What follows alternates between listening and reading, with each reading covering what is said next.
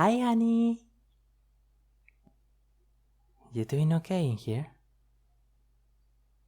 You can sleep, can't you? Oh, honey. I know. It's okay. I know you had struggled to sleep since... Well... Do you want to talk about it?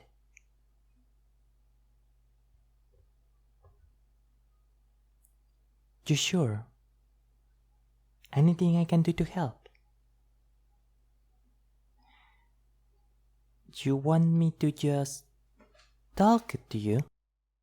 I can do that. Scoot over. Let me get into bed and we can cuddle. That's much better. Come here, honey. It's nice and warm here. Nice and toasty.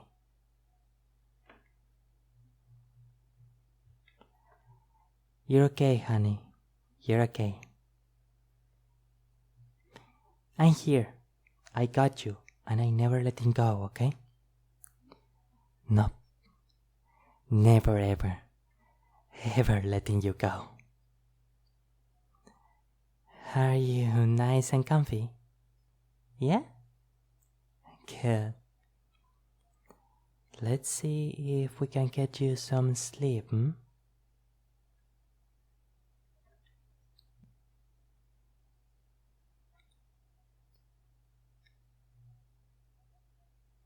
I adore you, you know? I care for you so much, and for such a long time, I was afraid to admit how much.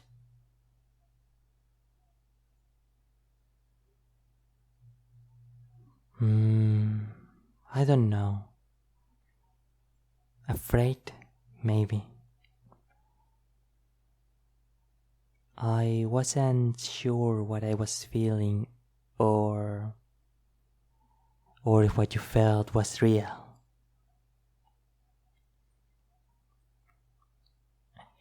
I was afraid to step into something again. Afraid to give that part of myself to someone again. I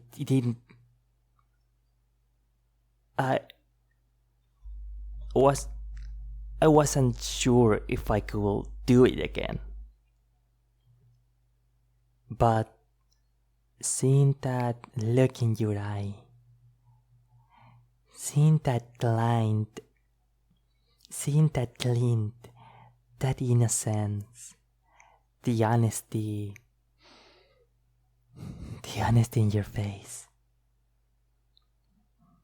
I knew you could never hurt me. Not on purpose.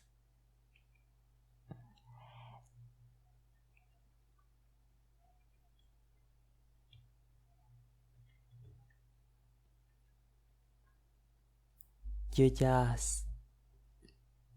look at me like I was the only person in the room. You look at me like I was the only thing in the world that mattered. And I could see you fighting it too. Trying to hold back whatever this was. Trying to hide it. I mean, you never did a good job at it. I could tell you just wanted to know me. You tried to keep yourself at a distance, but I guess we couldn't, and now I think it was worth it. To be here now, to be holding you and to feel so warm, and it feels like home. And I think deep down, I always knew. And I think deep down, I always knew I will have waited for you. A month, a year, 10 years, a lifetime. Because the way you look at me is the way my grandpa will look at my granny. And in a way, I always thought that would have been impossible to find. To find something so honest, so selfless. You had so much to gain. And yet, you just wanted me. We did that. I made it. I made that with you. I guess you make me feel vulnerable. I mean, you still do, but I'm not afraid of that anymore. I know I can be vulnerable around you now. I wish I had found you sooner. That I had realized sooner. That is something I always admired about you. You were always so sure of yourself. And yet somehow so insecure about it too. I suppose neither of us really made any sense. It's weird how things change. I remember seeing you in my dreams. Just as I would drift off to sleep, there you'd be. This beautiful face I just couldn't seem to get rid of. This divine human being that for some reason I couldn't get out of my head even when I tried.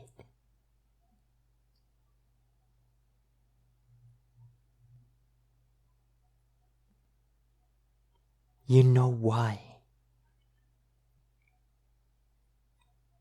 You don't. Maybe you don't need to. Maybe that can be my secret. But come on now, darling. It's bedtime. Well, it has been bedtime for a few hours now. What if I try and sleep too, I know you like to spoon when we nap.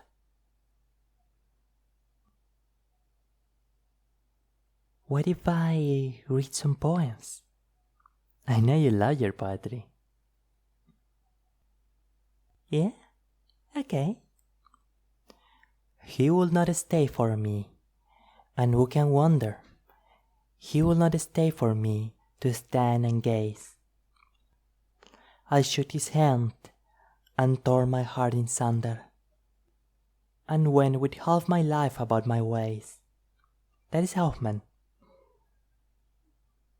It is about waiting for someone you care about, wondering if their life would have been different if things had gone right.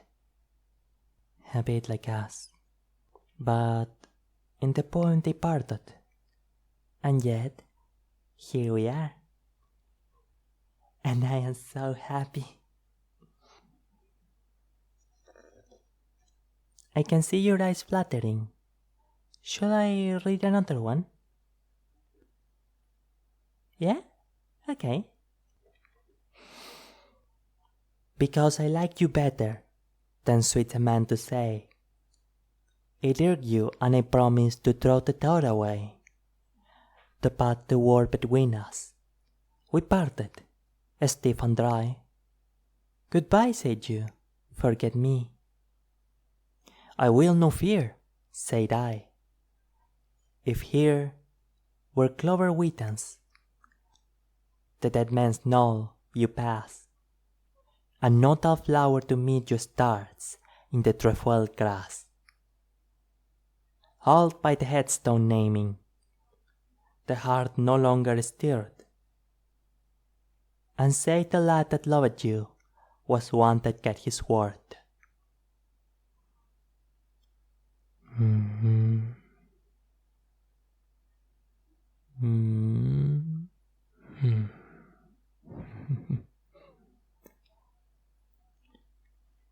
can hear you snoring. this. This right here is perfect. This is right. Us here. I am so glad I ran into you in that coffee shop.